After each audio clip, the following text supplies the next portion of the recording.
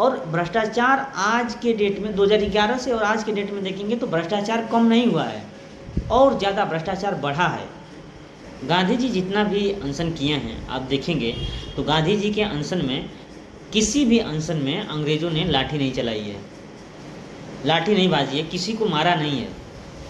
और अंग्रेज गांधी जी से आकर के संवाद करते थे, बातचीत करते थे। गांधी जी और अंग्रेज भी ये बात बखूबी जानते थे कि संवाद ही वो माध्यम है जिससे किसी भी समस्या को हल किया जा सकता है।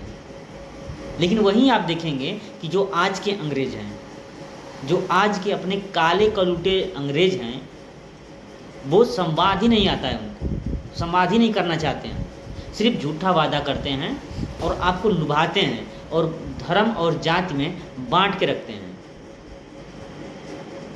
और जो जाहिल हैं वो बंटते हैं, उन्हीं का सपोर्ट करते हैं। आज भी कुछ लोग तो ऐसे हैं जो ये बोल रहे हैं कि नहीं सरकार ने सही किया है, छात्रों ने गलत किया है। यहाँ तक वीडियो आ रही है, लोग कह रहे हैं। आप देखेंगे कि अंग्रेज़ों के समय का जितना भी काम हुआ है वो कितना मजबूत है।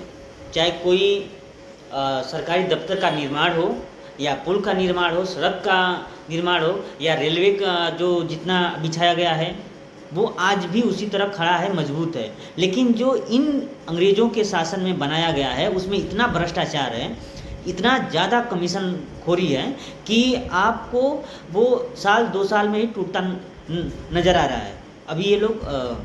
अभी ये लोग जैसे ही उद्घाटन करके आते हैं और तब तक देखते हैं कि जैसे ही बारिश होती है वो सड़क धंस जाती है, इतना ज़्यादा कमीशन खोरी है। और वहीं जब देखेंगे कि 2011 में जब अन्ना हजारे अनशन किए थे भ्रष्टाचार के खिलाफ और ये सरकार आई थी, सरकार जब चेंज हुई थी, और भ्रष्टाचार आज के डेट में 2011 से और आज के डेट में देखेंगे तो भ्रष्टाचार कम नहीं हुआ है और ज़्यादा भ्रष्टाचार बढ़ा है।